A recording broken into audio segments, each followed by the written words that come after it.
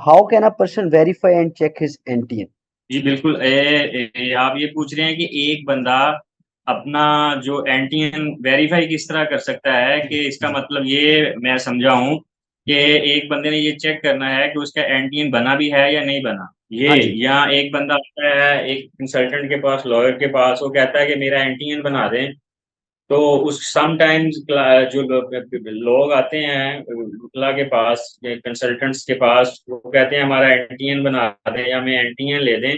तो कुछ लोगों का एनटीएन पहले से बना हुआ होता है, तो इसको चेक करने का सिंपल तरीका यही है कि आप एफपीआर की जो वेबसाइट पे जाएं, ऑनलाइन वेरिफिकेशन में जाएं, ऑनलाइन वेरिफिकेशन में जाके आप अपना ये जो आपका एनटीएन, आप अपने शनाख्ती कार्ड को इंटर करके तो चेक कर सकते हैं कि आपका एनटीएन बना है या नहीं बना है, या आप एनटीएन होल्डर हैं भी कि नहीं भी। बड़ा आसान सा तरीका है जिस वो आपकी वेरिफिकेशन नीचे निकल आती है कि आपका नाम ना आ जाता है सामने, आपका बिजनेस प्लेस आ जाती है, बिजनेस नेम आ जाता है, जीमेल आ जाती है, आपने बिजनेस कब से स्टार्ट किया हुआ ये आ जाता है जी।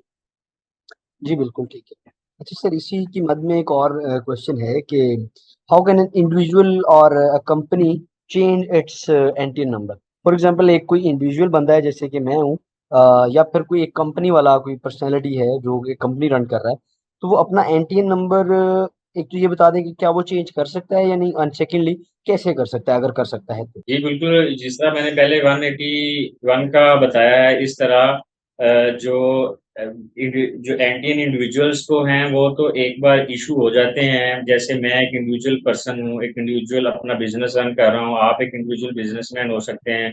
आपको तो आपका जो ये सब जो होगा, आपका शनाख्ती कार्ड नंबर, ये ही आपका एनटीएन होगा, ठीक है सर।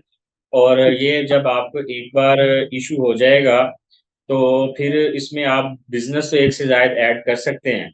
लेकिन अगर आप इसको अमेंड करवाना चाहते हैं, अमेंड के लिए या तो आप कंपनी हैं, या आप फर्म हैं, या आप कोई ऑर्गेनाइजेशन है, एनजीओ हैं, ट्रस्ट के तौर पे काम कर रहे हैं, तब 180 के फॉर्म में जाके हम रद्दो-बदल कर सकते हैं। जो रिक्वायर जो चीज़ें फर्दर ऐड करने की ज़रूरत होती है वो फर्दर ऐड कर सकते हैं। जहाँ-जहाँ अमेंडमेंट की ज़रूरत पड़ती है वो अमेंडमेंट कर सकते हैं आप।